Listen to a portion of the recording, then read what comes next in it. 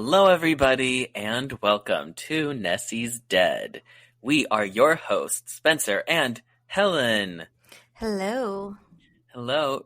So, I have a question. Have you gotten any creepy phone calls lately? Other than spam? No. Okay. So, for this episode, we are going to talk about some creepy phone calls that come in for a family in the 90s. Okay.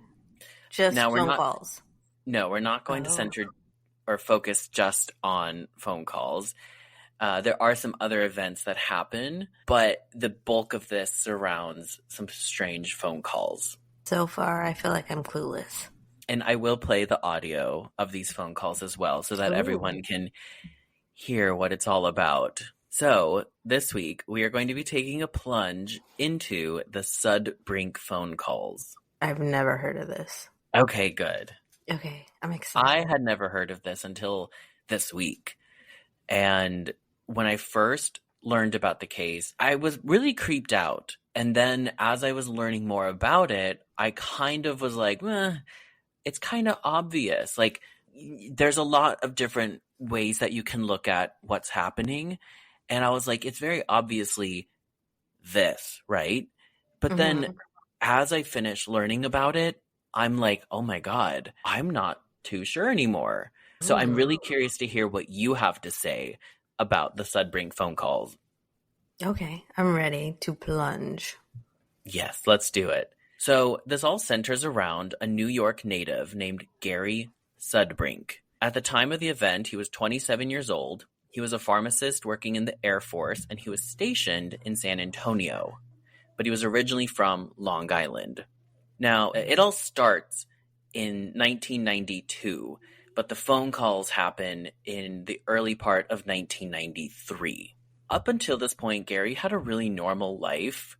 Nothing odd ever happened. He leaves New York. He joins the Air Force. He's stationed in San Antonio. He just like lives this normal life, right? But everything changed on the morning of Gary's brother's wedding. Early 1992, Gary's brother, Stephen, was driving on the way to his wedding venue somewhere in New York. And according to Stephen, everything was totally normal. He's just got his normal like wedding jitters. He's driving down the road and he looks in the rearview mirror. He sees a car coming up in the distance. He's looking at it and he's like, oh, that car looks oddly familiar. But he doesn't piece it together quite yet, right? Yeah. And then the car gets closer, comes in the lane next to him. He looks over and he notices that it's actually his brother Gary's car. And Gary is driving, obviously, in the front seat. Yeah. And he was like, oh my God, this is crazy. He was really excited to see his brother. Now, remember, his brother Gary is living in San Antonio, Texas. And he was supposed to fly in that morning to New York for the wedding. That's what Stephen thought. So he was like really surprised to see his brother driving. He was like, oh my God, I didn't know. I thought he was flying. I guess he drove up here, all the way up here. That's a really long drive. It is a long drive. I've done that drive. Yeah, you have. Ugh. I think he was obviously in shock because like, what are the odds of him just like they just pass each other on the road, right? Yeah. But even though he thought that it was super odd, he was so excited to see his brother Gary. And Gary looks over at him. It was really odd because Gary's just driving along, but he does not take his eyes off of his brother Stephen at any point. He just stares right at him, never looks back at the road, and starts making crazy faces at Stephen. What the hell? Yeah. And Stephen was like, okay. Because according to everything, they were not like a silly family. Gary was not one to like do something like that, like the silly faces and whatnot, or pull a prank. So it was just kind of out of character. All of a sudden, Gary then speeds up and drives off. It's so odd. Yeah. Stephen's like, okay, I guess I'll see him at the wedding. So Stephen makes it to the wedding venue. Everything at the wedding goes according to plan. It's all normal. And Gary is there at the wedding. Stephen was planning to ask him about that little odd moment on the road, but he was going to wait till a little bit later. Mm-hmm. Stephen did not think too much of it at the time. Makes sense. It's odd, but it's not something you're going to be like worried about on your wedding day. Yeah, he had other things going on, and I think he just thought like, oh, okay, surprise, my brother drove in, and it was weird. We just happened to pass each other, and he was acting weirdly silly and driving recklessly, but whatever. Yeah. During the reception, Stephen approaches Gary, and they're hanging out, they're talking, and he decides to bring it up, and he's like, hey, I thought you were flying in today, not driving, and why were you driving so crazy and making silly faces at me? Gary was like, what are you talking about? I don't know what you're talking about. And Steven's like, come on, I saw you, that, you were driving next to me making crazy faces. And Gary's like, no, I wasn't. I flew in this morning. That car you're talking about is back home in Texas. It's a mimic. Yes. Oh, I can't. Okay, keep going.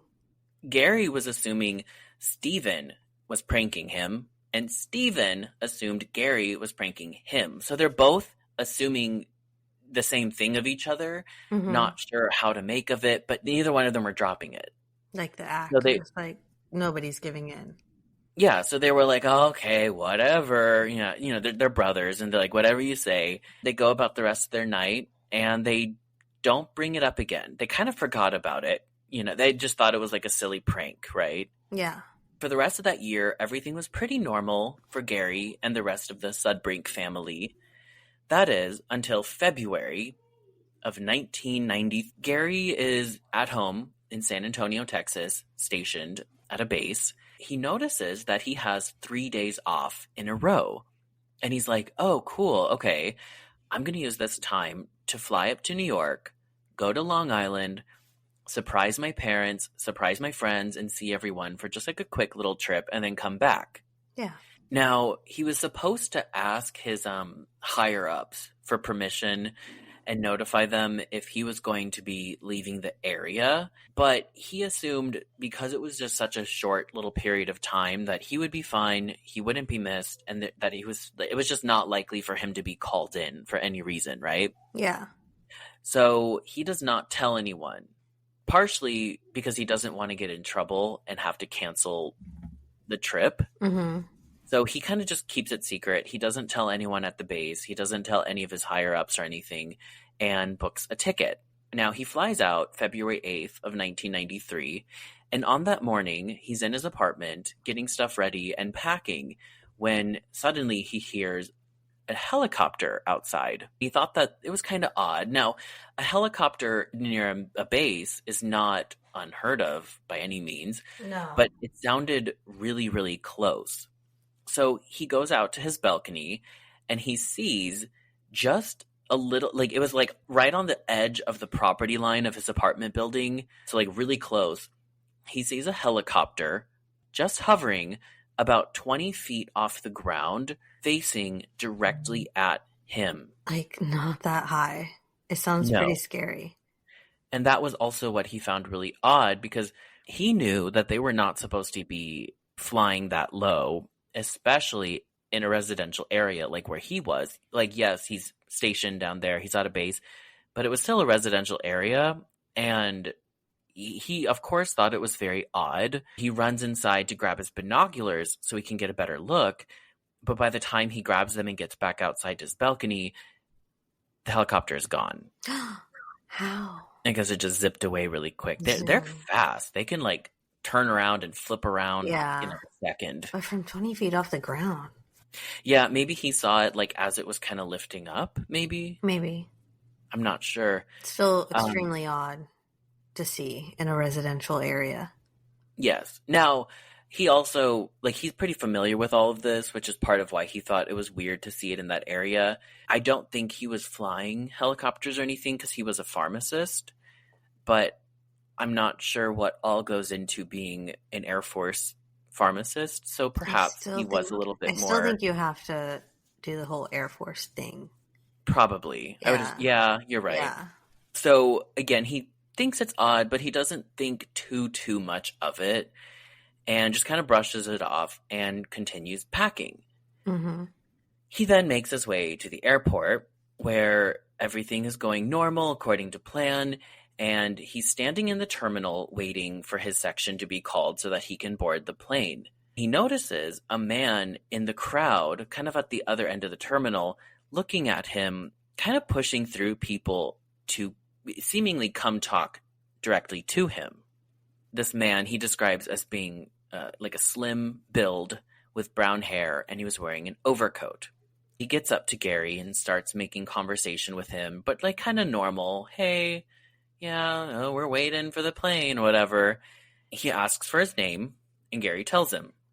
He asks where he's going. Gary tells him, oh, I'm off to New York, going to see family. And he's like, oh, how long are you going to be gone? Oh, I'm going to be gone a few days, blah, blah, blah. Mm-hmm. And he starts asking for his last name. Now, at the time, No. yeah, it gets creepier. Ugh. So during this, Gary is dressed in uniform. So he does have a name tag, but he's also wearing a jacket. So it's covering up the little part that says his last name. Oh, gotcha. And Gary obviously thought it was kind of odd that this unknown man is asking for his last name. And he's like, well, why? He notices that during this interaction, this unknown man is actually holding a notepad and a pen, and he's jotting down everything Gary says. That's super weird. Yeah, so this creeped Gary out, and he's like, okay, wait, what is going on? Why are you writing all this down? The man was like, oh, I'm starting my own company, and I'm doing a survey. And he's like, so what's your last name? And Gary's like, well, no, why would you come talk to me? Like Gary could tell that this man like sought him out in the crowd. Mm-hmm. And he asks, why aren't you interviewing anyone else? And the unknown man. Valid question. Yeah, valid. And props to Gary for not sharing his last name there. Yeah, for real. But when Gary asked why no one else was being interviewed, the unknown man just says, don't worry, you won't get in trouble or anything. That is so creepy. And yeah, Gary was obviously very creeped out by that. I don't like it. But right around then, he was saved by the bell, and his section was called next to board the plane. And he was like, okay, well, goodbye. He leaves, and he notes that man does not board the plane. So he was just at the airport Chilling. talking to Gary. Being weird. Yes, interviewing him and only him. Ew. So Gary thought he was in the clear now. He sits down, and his seat was kind of at the front of the plane. Another unknown man comes up to him, sits right next to him. This man had long hair and glasses. He starts chatting with Gary. Again, Gary just kind of thought that this guy was barking up conversation because he was friendly. And sitting next to him on the flight. It's probably going to be a pretty long flight. How long's that flight? Like 3 hours? Yeah, it's about 3 hours, Texas to New York. That's why he was assuming it was more normal, because they were sitting next to each other. It was kind of the same chit chat, like, where you off to? How long you going out there? What you gonna do there? Blah, blah, blah. What's your name? I'm whatever. I don't think Gary ever got this long-haired unknown man's name. But as they're chatting, another passenger comes up and is like, oh, hey, you're in my seat, and shows his ticket. And that unknown man with the long hair is like, oh, sorry, my bad. And he gets up. He moves to the seat across the aisle right next to Gary. So Gary assumed, oh, he just had the wrong seat. You know, he had the right row, just the wrong seat. Yeah. And he starts chatting with Gary more. Across the aisle? Yeah. Oh. From there, another passenger comes up and is like, oh, hey, you're in my seat. So this man had the wrong seat, supposedly yet again. And Gary was like, okay, odd. So then the man gets up, the unknown man, and instead of going to another seat, he stands behind Gary, kind of near the emergency exit. And he starts like rapid fire asking questions. And he starts saying, how do you spell your last name? Gary was like, what? A stewardess comes up and is like, sir, you have to go to your seat. You can't just stand here. And she finally gets the unknown man with long hair to go to his seat, which Gary notes was at the very back of the plane, which made him very uncomfortable because that means this man obviously was intentionally trying to sit next to Gary. Oh, yeah, definitely. Yet again, another unknown man going out of his way to be near him and ask weird questions. 2 in 1 short time period like that? Yeah, probably like 20 minutes. If I was Gary, I would leave the plane. Yeah. Like, And the vacation canceled. Like, I'm going home and I'm calling the police. Yeah, this is the same day as the helicopter outside his apartment. And this is about a year after his brother supposedly, jokingly, saw his doppelganger on the street. Is it the Men in Black? There's a theory of Men in Black. Okay. I'll let you continue. So Gary was obviously very concerned, but there wasn't too much he could do on the flight, so he just tries to kind of ignore it. And once he lands in New York, he does call from the airport. He calls his landlord and is like, "Hey, I'm going to be out of town for a few days. Can you just keep an eye on my apartment? I'm concerned that there might be someone trying to rob me." Mm-hmm. So Gary's main theory was that these 2 unknown men had been scoping him out and were trying to rob his apartment and were using this time for him going out of town to do so. Oh, and then they would have... I don't know. It doesn't really make sense. They could get his identity at the apartment. Yeah, and why would they book a flight? Like, what kind of stuff does he have in his home? For real, like, Gary. Treasure from King Tut's tomb? Yeah. But the landlord agrees to keep an extra watch on everything. Gary then leaves the airport, catches a cab, and drives out to Long Island, where he surprises his parents. Everything seems to be normal there, right? Mm-hmm. So he's kind of settling in, and he's talking to his dad, Mr. Sudbrink, and he starts telling him about the weird day he's had. He tells him about the weird guy at the airport, the weird guy on the plane, and how earlier that day he had the helicopter facing into his apartment 20 feet off the ground. Now, his dad was like, "Oh my God, that's crazy, because we had a helicopter hovering around over our home earlier today as well." Shut up. Yes. Isn't that scary? Ew. No, that is bizarre. So, kind of snowballing off of the fact that they both had the helicopter experience that day, Gary's father was a bit of a UFO fanatic. He was all into all things paranormal, specifically aliens. And Gary's father and uncle, they were kind of like 2 peas in a pod with that. And his father tells him that like 3 weeks prior, went out to West Virginia to check out a big telescope that has some supposed alien connections. And he believes that this is why they both saw the helicopters that morning. So when Gary's father and uncle went out to West Virginia to check out the telescope, it was the Green Bank telescope, which is the largest telescope in the U.S. It was initially built, I think, sometime in the late 50s. And like this thing was huge. And it actually collapsed in 1988. And then throughout the 90s, it was in the process of being rebuilt and officially relaunched in 2000. Now, the official report as to why the Green Bank telescope collapsed was due to a lack of proper maintenance, which is very, very odd. Mm-hmm. Initially, this was designed to like scan the cosmos, and it's made a lot of big discoveries. One of which, or several actually, it made several discoveries centering around the constellation of Orion. Keep that in your back pocket because that will come up again later. All right, it's noted. But because this giant telescope is scanning the cosmos, theoretically it's scanning for other life forms, it has drawn in a lot of attention from UFO fanatics. Well, yeah. The collapse of the telescope in 1988, a lot of people theorize that it had something to do with aliens. Gary's father and uncle were those people thinking that. They think that aliens actually caused the collapse itself, or that maybe they found something so they had like shut it down really quick, and the best way to like cover things up was to just break it. Mm-hmm. But either way, this drew in Gary's father and uncle, so they went out there to check things out. and like a lot of other UFO enthusiasts were at the time, Gary's father does claim that he saw a UFO in the area that night. And this is 3 weeks prior to February 8th, the day that they both saw the helicopters over their homes.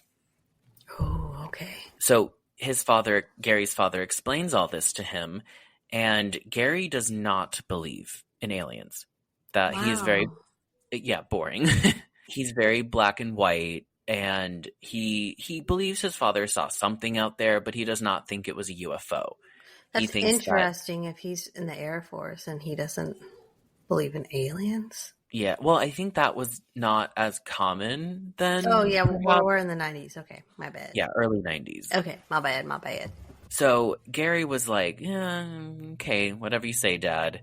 But he did, of course, find it very odd that they both had the experience with the helicopter that same morning. As one would. Yeah. But he doesn't think too much into it and kind of just goes about settling in and whatnot. He decides to give his friend Mike a phone call. Now, remember, nobody knows that Gary is in town. Mm-hmm. Nobody in Texas knew that he was leaving. No one in New York knew that he was coming. It was a surprise trip. Mm-hmm. Theoretically, the only people who knew would have been the people who worked for the airline that he purchased the ticket from. Those two strangers that went and the two strangers, apparently, yeah. So he gives his friend Mike a call. Mike picks up the phone, and he's kind of taken back, and he's like, oh, hi. And he says, you sound better already. Gary didn't think too much of that. He was just like, all right. And he's like, oh, well, okay, I'm in town. I think we should hang out. Mike's like, yeah, I know. You just told me. Gary's like, no, I didn't. I just landed a little bit ago, and I haven't told anyone. We haven't talked. What are you talking about? Mike was like, you called me 20 minutes ago, and you sounded kind of congested, which is why he said you sound better already. And he also was like, oh, you flew into this airport. Whatever airport that Mike said was actually not the airport that the real Gary actually flew into. So Gary is like, okay, what on earth are you talking about? What is going on? And the two friends are trying to like talk it through and figure out who's right and what's going on when Gary suddenly gets another phone call at 10:30 p.m. This is where things get really creepy. Oh, even creepier than all this. I think so. Okay, hit me. So he gets the phone call at 10:30 from an unknown caller out of area. And he tells Mike he'll call him back. He's got to take this random call. He answers it. A very strange voice asks very strange questions and has very strange statements to make, a lot of which come out in kind of weird grammar. Gary notes that it's very odd right away. He tells his dad. His dad picks up the other line, listens in, and they decide to record the phone call. Are you going to play this? Yep, we're going to play the phone call.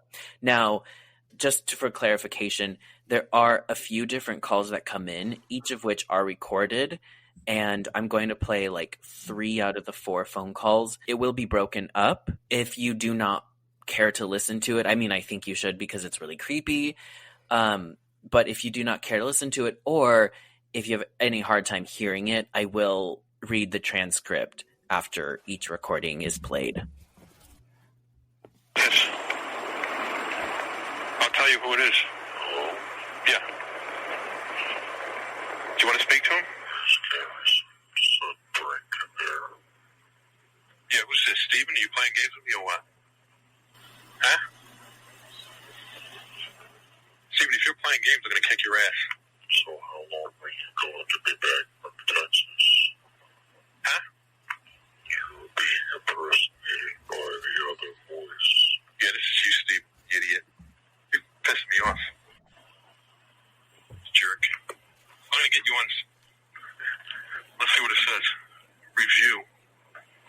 1 new call out of area. Is Steven out of the area? You're going to be back from Texas. Wait, say that again? You're being impersonated by the other voice. Wait, hold on. Is Steven out of the calling area or what? What do you mean you don't know? He's in Queens. I don't know who the fuck. Hello? Hello? Here's Gary's Sudbrink there.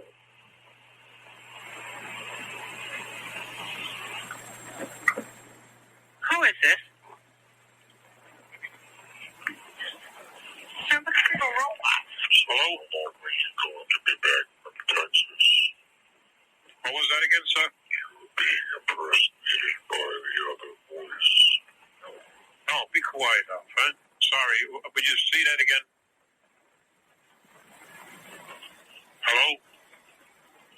Being impersonated by what voice? Hello? Yeah. Hello? Here's Gary's Sudbrink there. Yeah, hold on a second. Yeah, what is your question? I'll answer it. So how long are you going to be back from Texas? How long? You were being impersonated by the other voice. Right. When am I coming back? Is that your question? Okay, there was a break. Hold on. You want to know when I'm coming back to Texas?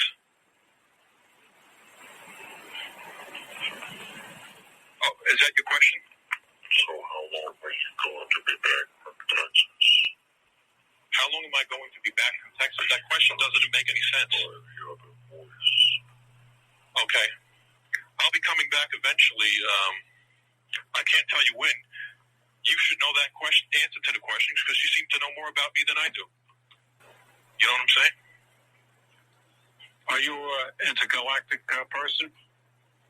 Are you a space alien? Sounds like you hung up. So that is the first phone call. Ew, I hate it so much. That is so creepy. Now, could you hear the questions that the creepy voice was asking? Yeah. Okay, so for anyone who did not hear it or did not listen, they said, quote, "Is Gary Sudbrink there? So how long are you going to be back from Texas? You're being impersonated by the other voice." I do love that at one point the father, who is on the other line, comes in and says, "Are you an intergalactic person?" I know. I was like, yes. Isn't that funny? Yes, that's something His dad's I like, would say. "Please." I'd be like, is this an alien?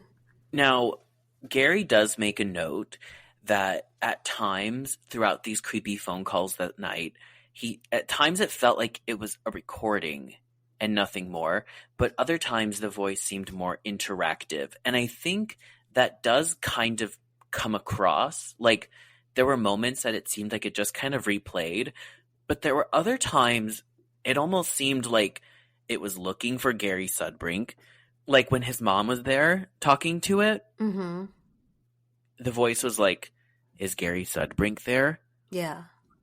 And there's another moment where the father is talking to the voice and the voice does not respond until Gary gets on the phone.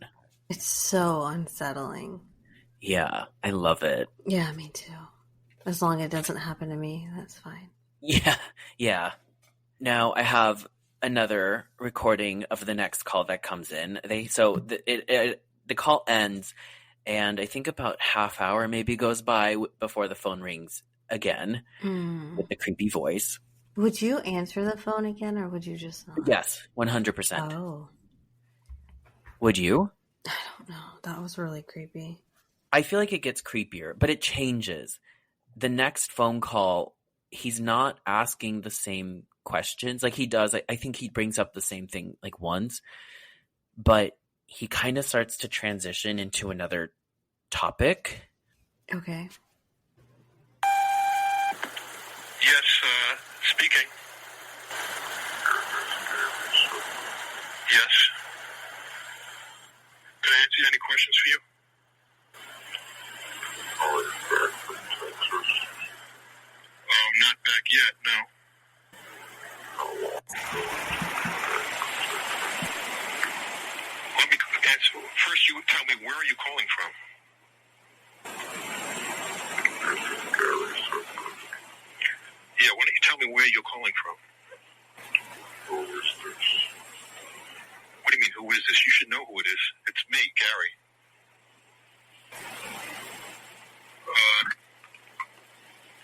Wait, let me ask you this question. Where are you calling from? Okay, I'll be back. Excuse me?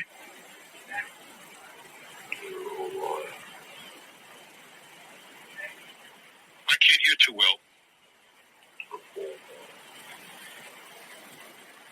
Yeah, it is a full moon out. That's true. Could you identify yourself?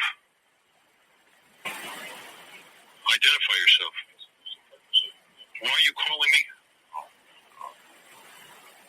Excuse me?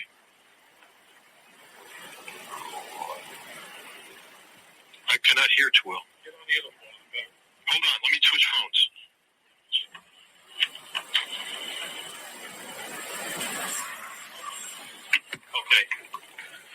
Okay, hold on. Now, who are you?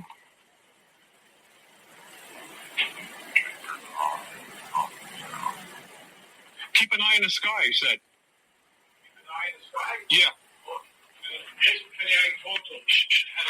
Okay, hold on. Say that. Repeat that again. Please repeat.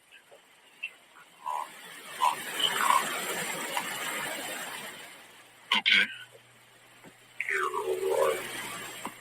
Near Orion. Holy mackerel.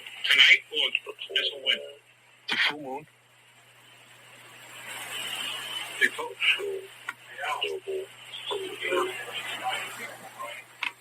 Repeat. Oh my God. Okay, repeat last word.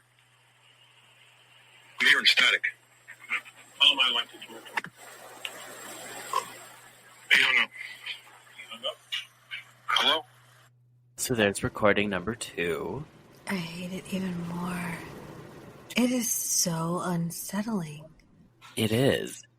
Now, for clarification, let's review what was said in this one.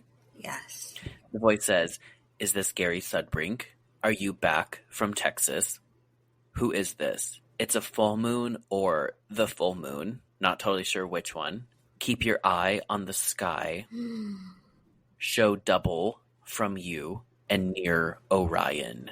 I don't know if I would have continued having a conversation with this person. You know what I mean? Yeah, but I don't know if you could hear in the background, the dad is like, when something about keep your eye in the sky, the dad's like, I saw something, tell me I saw something. Yeah. No, I could The hear dad him. was so here for it. He was living for this. Now, something I really quickly want to note is that voice says, show double from you. The Almost like- doppelganger. Yeah, almost like as if this person that this creepy voice is coming from maybe doesn't speak English and they're translating, and that they're saying like, oh, there's another one of you, but it doesn't translate the way that our grammar translates, you know? Yeah. That was the creepiest thing to me. That is really creepy when you put it in that perspective. Mm-hmm. And remember, no one knows he's in New York other than his parents and now Mike. Somebody So- does. Yeah, it's whoever, like, it's as if someone's stalking I him. think maybe the airport guys would know. Yeah. Yeah. But they didn't know where he was, you know? like the but it's phone weird 'cause number they- and stuff, but they would have seen him board the plane to New York. Yeah. But they wouldn't, unless he gave them his phone number. But it didn't sound like he even wanted to give his last name, so that's No. pretty doubtful. Yeah. It's also interesting to note that the voice kind of comes and goes in that recording, like as if it's dying, Mm-hmm. which is interesting and can kind of play into some of the theories that we will talk about. Okay. Now, not long after that, they get another phone call from that voice. I'm not going to play you the audio from the third phone call because it's just the voice repeating it, and most of that audio is of the family being like, who is this? What's going on? Blah, blah, blah. Mm-hmm. But in their wonderful, thick New York accents that I wish I had. Steven, is that you? What are you talking about? What are you talking Who is about? this? I'm walking here. Is Gary Sudbrink there? Ugh. Yeah, I'm Gary. I don't like how that really creeped me out when you did that. I did it good, didn't I? Yeah, you did. That was It was creepy. me. Sorry, Gary. It was Sorry. me. Crack the case. Well, we'll wrap it up now. Yeah, that's it. That's it. But so after that phone call, that was it for the night. The whole Sudbrink family in the house was obviously very creeped out and trying to figure out what on earth was happening. Probably, honestly, I bet waiting by the phone, thinking another call was coming, but there was not another call from there. The family ends up going to bed, and the next morning comes around, February 9th. Nothing happens, very normal day, until, yet again, 10:30 that night. So this started at 10:30 the night prior. So 10:30 seems to be the time that this voice likes to come in. This fourth recording that I'm going to play for you is probably the weirdest one, in my opinion, and it's the one that, to me, kind of wraps everything up in terms of, like, where the theories start to go, if that makes sense. Okay. Weirder than the others. Weird in a different way. Oh. The first one felt almost like Gary's being hunted. Mm-hmm. It's like, is this Gary Sudbrink? Also, I forgot to mention, in the first one, did you notice the voice when it says, is Gary Sudbrink there? It stutters when it says Sudbrink. It does, yeah. I did notice. Is Gary Sudbrink there? Yeah, I noticed that right off the bat. It just adds to that creepiness. I Really, love it. It really does. Okay, so I'm going to play the next call that comes in.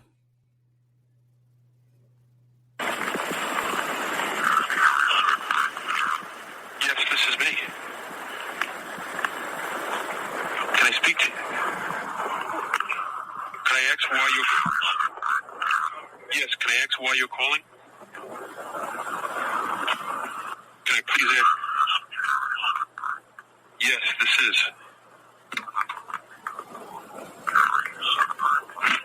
Yes, that is me.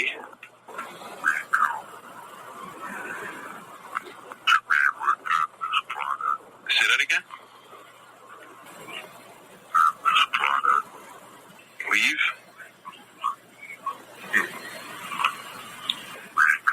I'm staying right here. Is this a joke or what?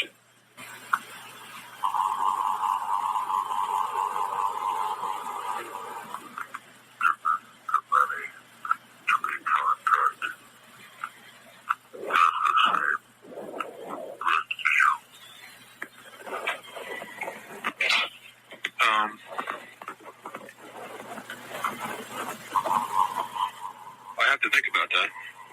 I'd like to see you.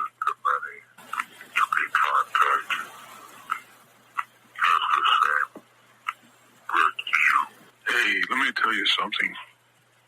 I've been listening to you, and I've had contacts with you.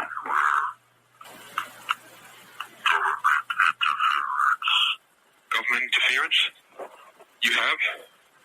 Please explain what type of interference.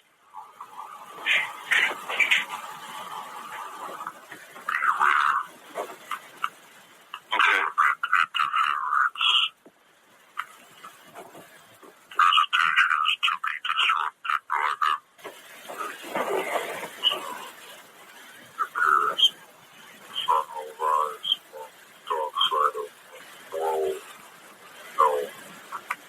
Sun will rise from the dark side of the moon. Okay, what branch of the government?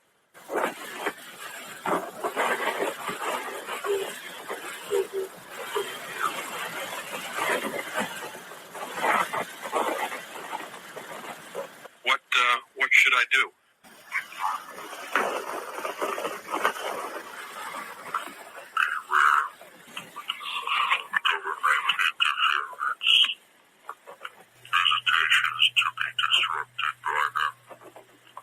Okay. Is that good for me or bad? They hung up. Yeah. And there we go. Even creepier. Yes. Now, let's review. Okay. The voice says, is this Gary Sudbrink?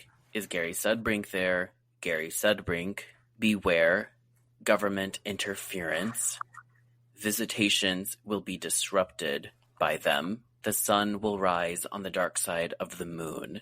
Ooh. And something about in the planet. That one was not, I didn't find a transcript of that part, but something in or on the planet. I also found it odd. It sounded like space noises, like from like a sci-fi movie almost, is what I was getting from that. Some people believe that sound was the sound of the tape being rewound. Oh. Perhaps, but I don't know, because then it kind of picks up saying the things it was. Like, I don't know. It doesn't feel like it has like a rhythm or order to it. So I don't know if it was being rewound and then just played with the same gibberish. I don't know. I do like how his father comes in and is like, hey, I've been listening to you. Yeah. I've made contact with you. His dad is all about this.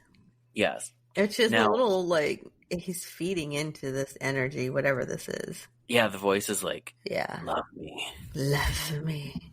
But that was the last phone call the family received. Ever? And yeah. Oh. From there, life went back to normal for the Sudbrinks. Until? For the most part. There is one little thing that I will bring up, but for the most part, that was it. And Gary went on to continue his job in the Air Force. He ends up moving from Texas back up northeast to Pennsylvania, where I believe he lives today.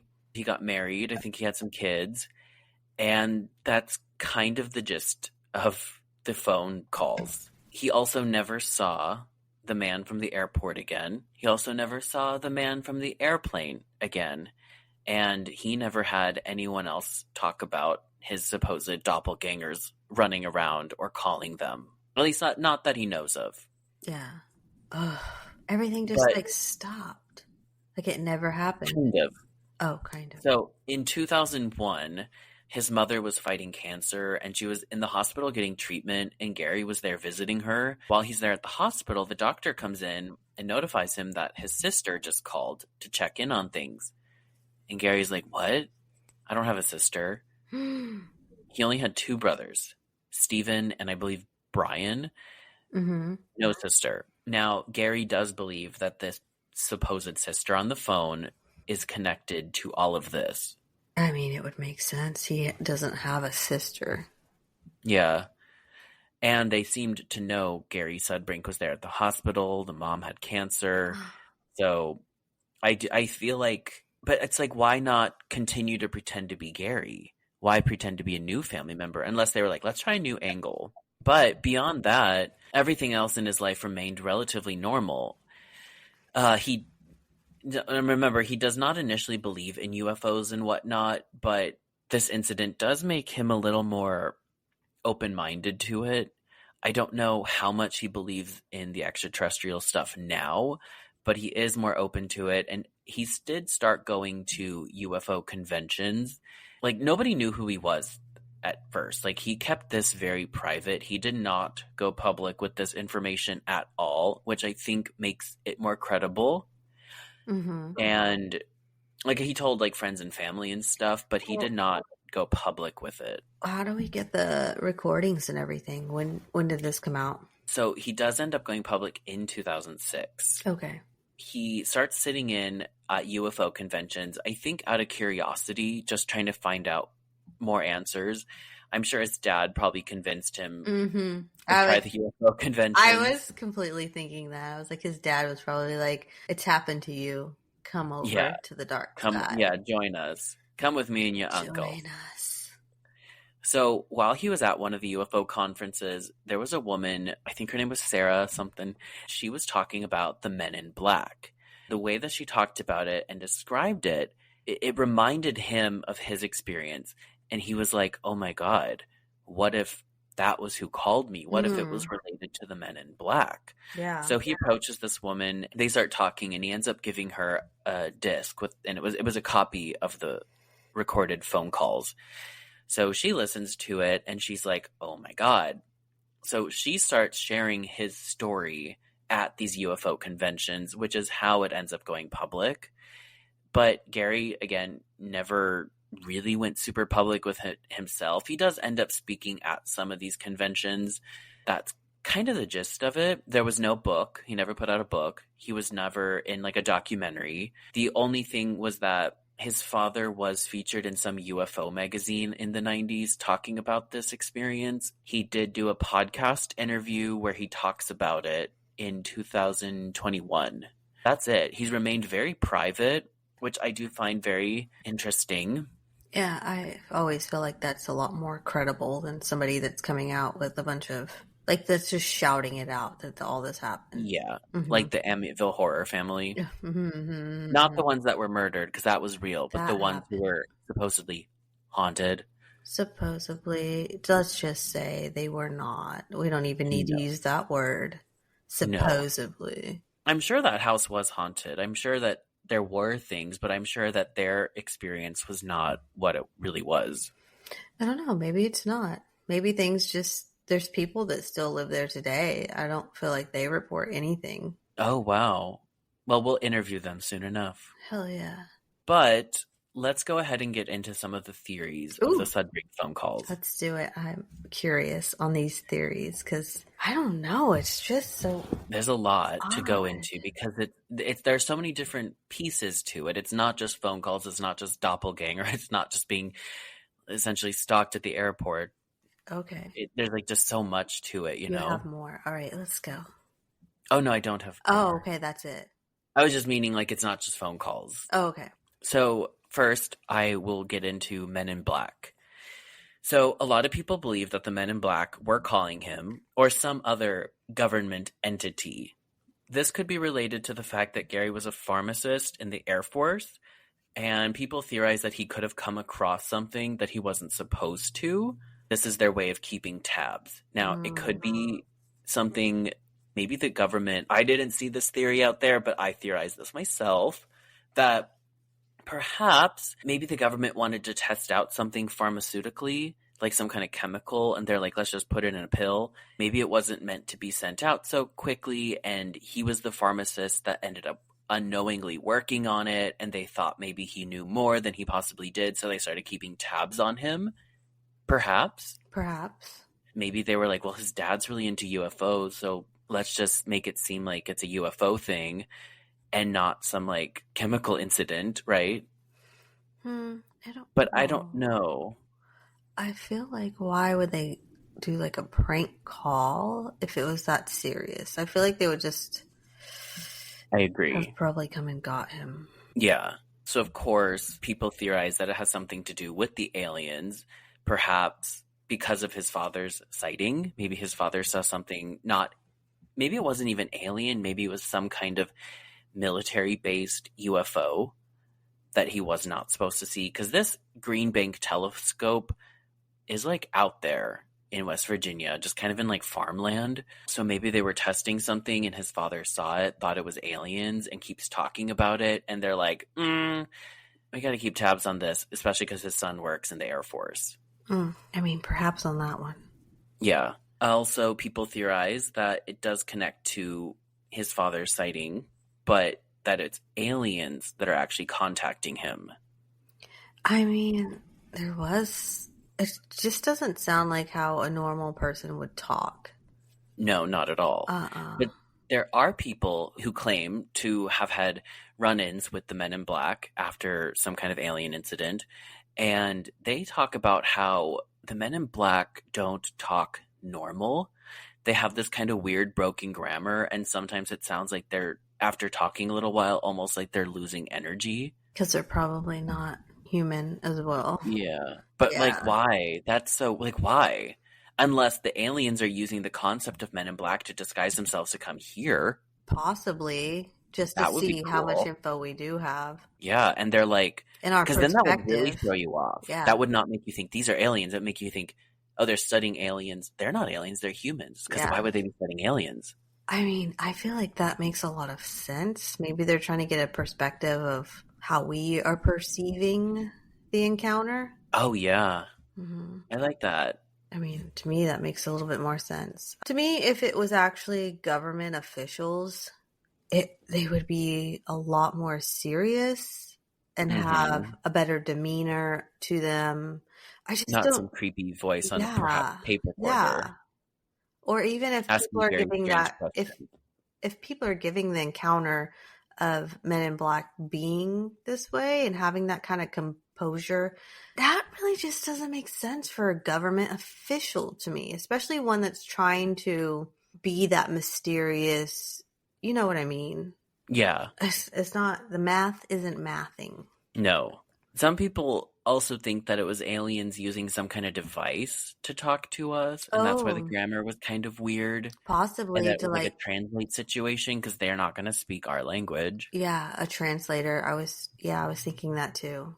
That's kind of the first thing I thought when you were talking about, did you notice how it stuttered? I was thinking, oh, Mhm. what if it is Yeah, like the aliens? stutter is so weird, and also note it only stutters in the first phone call, and it stutters every time it says, "Is Gary Sudbrink there? Is Gary Sudbrink there?" But any other phone call, it does not say that. It just says Sudbrink. It doesn't say it all weird. That is interesting. Now, the next theory we have is kind of the one most people seem to fall on, and that is the idea that it's a hoax, which I don't know. This is hard. So people believe that this hoax was done by one of Gary's brothers, probably Stephen. Stephen was the one who claimed to have seen Gary's doppelganger on the road in his car that was in Texas the whole time. Mm-hmm. Others believe that it was Gary himself behind the hoax, kind of messing with his dad. Others believe that it was actually Gary's dad doing it, and it was kind of a weird way to try to convince his son that aliens are real. I feel like that seems like a outlandish thing to do to convince some people to believe like you. To Most make some people, huge thing up, unless you're like in middle school. yeah, it seems like his dad would use more factual information to try to pull him over rather than a prank. Because with a prank, you can't really tell what it is. Exactly. So it's not. Because it mentions the government, it mentions alien kind of things, it mentions Orion. Yeah. It mentions just like the telescope was making discoveries around Orion. Very interesting. But I don't know. And if it is a hoax, whoever's in on it is still in on it. It's still a running joke, supposedly. But some people do believe that it is Gary performing this hoax, and perhaps his whole family was in on it. They believe that he was using a toy called the Talk Boy, which came out around this time. It was actually used in Home Alone. Yeah. Yeah. So for anyone who's not familiar with it, a Talk Boy can change your voice. Yeah. And like Scream, like Ghostface does. I don't think Ghostface uses that. No, I think with the Talk Boys, didn't you have to like record it and then play it back? I'm not sure. I never had one. Pause. Let me. It was a little before me. Just a little. Yes, with a Talk Boy, you always had to record your voice on the cassette tape first and then press play to listen back to what you had recorded. So that wouldn't make sense. Yeah, okay. So it couldn't be a Talk Boy then. It would be, if it's recorded, it's a different kind of device. Yeah, because if it was a Talk Boy, it wouldn't have been in real time like that. Mm-hmm. So I do have a quick little recording of the voice being sped up. You can hear it better. Okay. So I'm going to play that quick. It was like a regular person's voice. You're being impersonated by the other voice. Did you catch that? I did catch that. So a lot of people are like, oh my God, it sounds like Gary. I don't think it does. I don't either. It sounds just kind of like a really generic voice. It does. It really doesn't have an accent or anything to... No. I wonder how they would have slowed down their voice like that in real time. Yeah. Because we're thinking about the 90s here. It just doesn't... Oh, yeah, because it would have had to have been recorded and then slowed down and then played back and then re-recorded and then played. Mm-hmm. And it does kind of interact with Gary. That's the other weird part. Yeah. Is that it does kind of like reply to him in some ways, and it kind of changes what it has to say depending on if Gary's on the phone or not. I'm not sure. I don't know about that one. And if it's a hoax, the phone calls, that doesn't explain the guy at the airport, the guy on the airplane. That doesn't just explain the weird phone call that the fake Gary made to his friend Mike. It doesn't explain the fake Gary on the way to the wedding that his brother saw. It doesn't explain the helicopters outside of Gary's home, outside of his parents' home on the same day on different parts of the country. it doesn't explain his supposed sister calling the hospital in 2001. And again, he's not going on to be famous. Like, I could only find one photo of Gary Sudbrink. Really? He's done one main interview. His dad did one interview, and it was like back in the day for a UFO magazine. So it just, to me, feels very, I don't know, authentic. Yeah, I feel like this one, I believe it. I do too. I do. It's just there's no rational explanation for it. Like, I can't pinpoint why this would happen, or I don't think it was a hoax in the way of somebody pranking him. There's too many other details that are coming into play. If the helicopters weren't there and the doppelganger wasn't there, and then I would be Unless like, they made all that up. But if he made all of that up, everybody has to be in on it. Yeah. And that includes all his brothers, his mother, his father, his friend Mike, and any other friend. And then also the woman at the UFO conference. So I don't know. Too many people in on it. And plus, if he's going to make all that outlandish stuff up, then of course he'd be doing it for a reason. And it doesn't seem like he's trying to gain popularity out of this story. Not at all. Yeah. And also, remember, it was noted that him and his brothers were not a very silly family. So the whole pranking thing that wasn't their shtick. That it seems out of character for them. Wow. Yeah. This one really is out there. Yeah. It's interesting because this is not the first time we've had a phone call come through like this, because in the 1950s, there was a 13-year-old. I forgot his name now, but I did see an interview with him yesterday. He's obviously much older now. He claims that in, I think, 1956, he was 13 and he was home alone. He gets a phone call. He answers it. He could hear these like kind of glitchy sounds and then like a thumping noise. He heard numbers being called out, and then he heard this weird, how he describes metallic voice come through. He said it sounded like Stephen Hawking. He made out, like it said, he was able to make out it saying something about being from the future and that this person is on some kind of spacecraft. This guy is like adamant that he got this phone call back in the 50s. I mean, maybe things were just happening more with these landlines and things. Yeah, maybe. But you could connect better to it, maybe? People have had incidences of getting phone calls from dead people. Oh, that freaks me out. Yeah, and that's like a weird common occurrence. It is. Not common, but it's happened a bunch. Like I found a whole article about it, like listing it. And I was like, oh, should I cover that? But I figured this would be my creepy phone call episode for now. This one's left me stumped, and usually I can agree with like a certain theory. Or even if I don't have a solution, I can lean towards something that I'm comfortable enough with to be like, okay, that makes sense. But none of this makes sense. Nothing. The only thing that I think doesn't go is hoax. Yeah. I'm not buying that it's a hoax. I think it's real. But I don't know who is calling and why he had a doppelganger. The doppelganger is so odd. Yeah. So I don't know what to classify this episode as. I was like, is it an alien episode? Is it a conspiracy? I guess just general, it's just mystery. Maybe, yeah, mystery. At first, when you were talking about the doppelganger, I thought we were going to go into like mimics and stuff like that. But oh, I want to talk about that. Oh, yeah. I don't believe in that. Except in this case, I do. But otherwise, I don't really. No, I do. I've heard stories from friends, and it seems to be a real thing. I would love to visit that. But, well, you've left me confused and puzzled. Mm-hmm. I told you it was creepy. It is creepy. But it's not our normal creepy. It's not like unsolved murder creepy. It's in a different context of creepy. It is. And I don't think we've covered anything really like this. No, we haven't. Maybe lead masks. That was probably the closest thing. But that one had way more alien involvement.